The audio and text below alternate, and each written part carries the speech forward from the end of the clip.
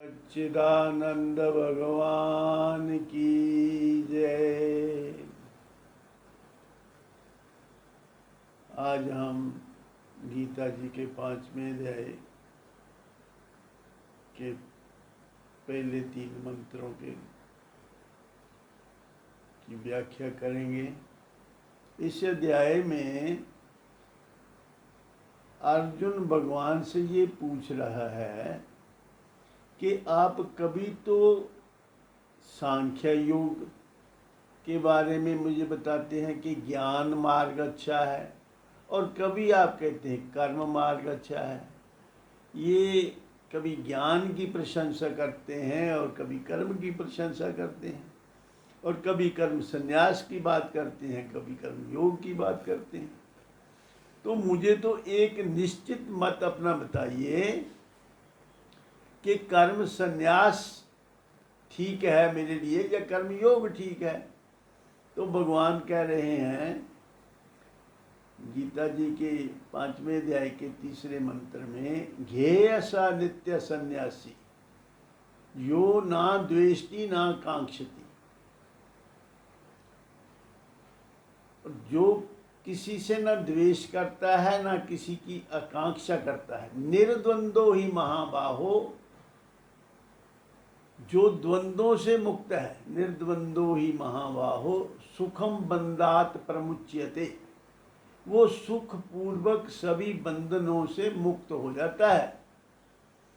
तो गीता जी का जो सन्यासी है वो वन में जाने वाला सन्यासी नहीं है, घर बार छोड़ के वन में चले जाओ, ऐसा गीता जी का सन्यासी नहीं है। भगवान स्वयं भी बहुत बड़े भोक्ता थे, जिनकी 16,108 रानियाँ थी, और गृहस्थी थे, और ऐसे ही अर्जुन भी गृहस्थी था। और गीता के उपदेश के बाद भी किसी ने घर नहीं छोड़ा, दोनों गृहस्थाश्रम में ही रहे। तो भगवान कहते हैं ना तो घर छोड़ने की जरूरत है ना कर्म छोड़ने की जरूरत है, सिर्फ कर्म करने की विधि सीख लो। ये गीता जी में जो भक्ति है ना, वो तुम्हारा एटीट्यूड है, तुम्हारा ठीक तरीके से जीवन जीना ही भक्ति है। ये भक्ति ये नहीं कि 10 मिनट बैठ के भगवान का नाम ले लिया, केवल ये भक्ति नहीं होती।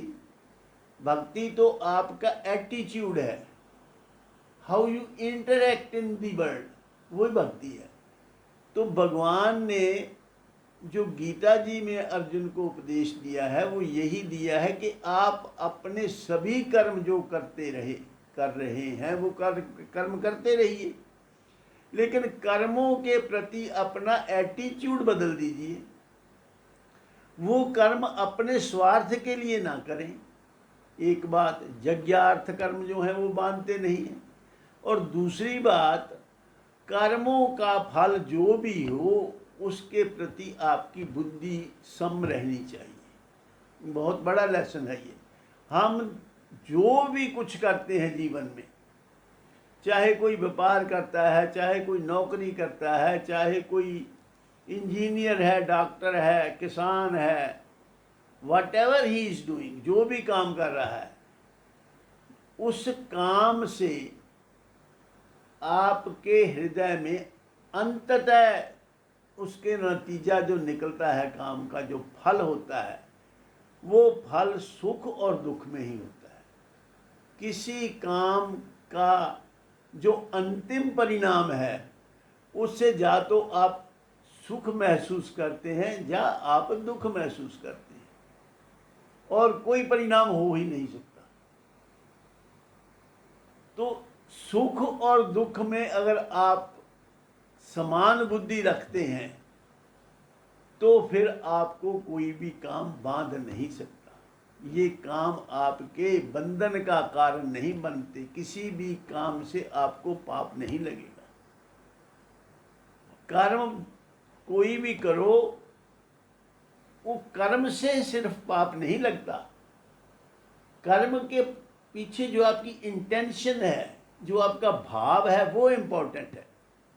एक छोटी सी उदाहरण लेते हैं। मान लो आप कहीं जा रहे हैं, आपके पास बहुत सा रुपया पैसा है, कुछ भी है, तो कोई लोग आपको रास्ते में मिल गया, कोई जो डाकू है या चोर है या पैसा छीनने वाला स्नैचर है, उसने आपसे पैसे छीनने की कोशिश की, आपने रजिस्ट किया, उसने आपके पेट में चाकू मार दिया,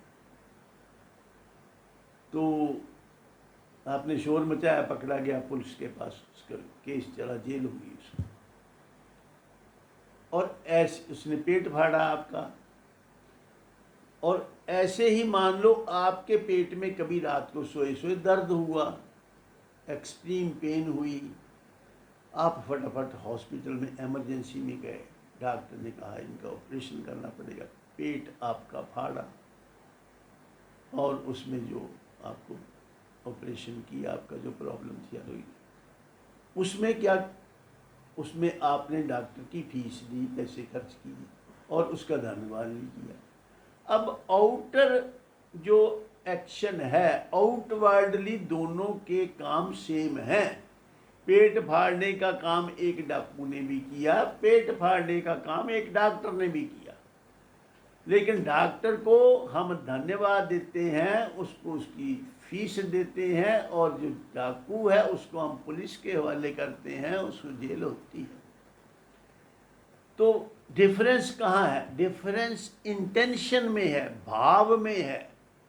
आपने किस इंटेंशन से कोई काम किया, दैट इज इंपॉर्टेंट।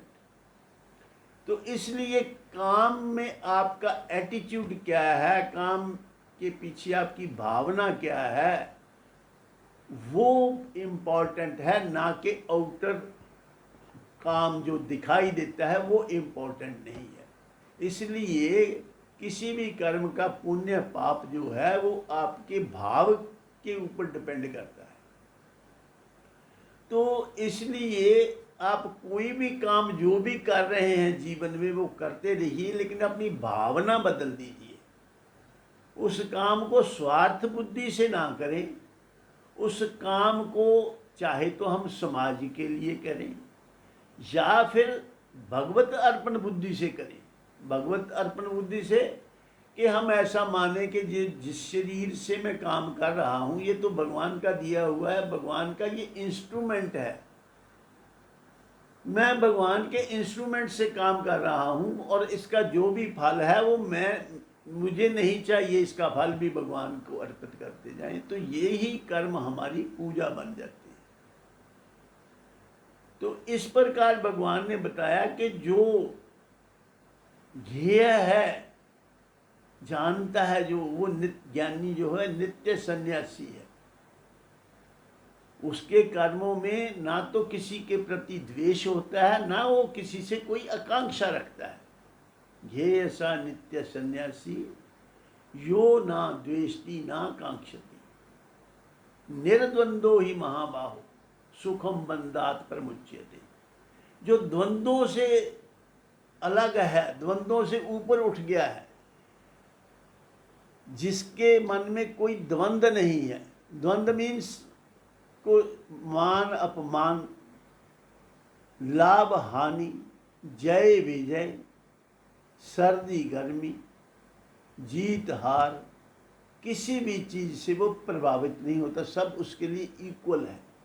मन की स्थिति, उसकी मन का जो बैलेंस है वो किसी भी सिचुएशन में दिस वे और दैट वे प्रभावित नहीं होता। वो है सन्यासी, गीता जी के सन्यास के मुताबिक। द्वंद्वों से छूट जाएं। जो ये द्वंद्व हैं यही, इसी में ही हम फंस जाते, किसी के प्रति हमारी अटैचमेंट हो जाती है और किसी के प्रति हमारा द्वेष हो जाता है। गीता जी के 15वें अध्याय में भी भगवान ने निर्माण मोहाजित संग दोषा अध्यात्म नित्य विनिवृत्त कामा द्वंद्वैर विमुक्ता सुख दुख संगैर गच्छन्त्य मूढ़ा। इन द्वंद्वों से जो मुक्त है वो मेरे परम पद को प्राप्त होता है। तो ये गीता जी का जो सन्यासी है वो द्वंद्वों से मुक्त है, राग और द्वेष से मुक्त है, ना किसी से द्वेष करता है और ना किसी से कोई आकांक्षा रखता है, किसी से कोई उम्मीद भी ना रखे कि मुझे ये इससे ये मिल जाए, ना किसी प्राणी से ना किसी पदार्थ से सुख की इच्छा रखे। वो सन्यासी है, ना कि घर बार को छोड़ने वाला सन्यासी। जो आदमी के मन में, जिसके मन में भोगों के प्रति आसक्ति है, वो चाहे वन में भी चला जाए लेकिन वो बस्ती में ही है। वन में रहते हुए भी उसके मन में तो बस्ती है, आसक्ति बस्ती है, तो वन में जाने का कोई लाभ नहीं। और जो बस्ती में बसता हुआ भी भोगों से उपराम है, वो बस्ती में नहीं वन में ही है। ये आपके मन की क्या स्थिति है उस पर डिपेंड करता है। तो इसलिए गीता जी में जो बताया गया है वो भक्ति ने, your whole life is a prayer, not that prayer which you do for 5 to 10 minutes। वो प्रेयर, वो भी प्रेयर है, विशेष प्रेयर है, लेकिन जो सारा जीवन ही जो है वो प्रेयर ही तो है। जीवन में जीने की कला ये सिखाती है गीता जी, और जीवन में जीने की कला गीता जी के मुताबिक अगर अपना जीवन बनाए तो whole life is a prayer. और उसके लिए फिर आपको मुक्ति का इंतज़ार नहीं करना पड़ता, आप जीते जी ही मुक्त हो जाते हैं, जीवन मुक्ति प्राप्त हो जाती है। इन्हीं शब्दों से मैं अपनी वाणी को विराम देता हूँ और आप सबके कल्याण की कामना करता हूँ। आपके जीवन में आनंद और खुशियाँ भगवान बनाए रखे, और आप भी ये गीता जी के उपदेश को अपने जीवन में उतारें और सुख से रहें, जब तक जिए सुख से जिए। सर्वे भवन्तु सुखिनः, सर्वे सन्तु निरामयाः, सर्वे भद्राणि पश्यन्तु मा कश्चित् दुःखभाग् भवेत्।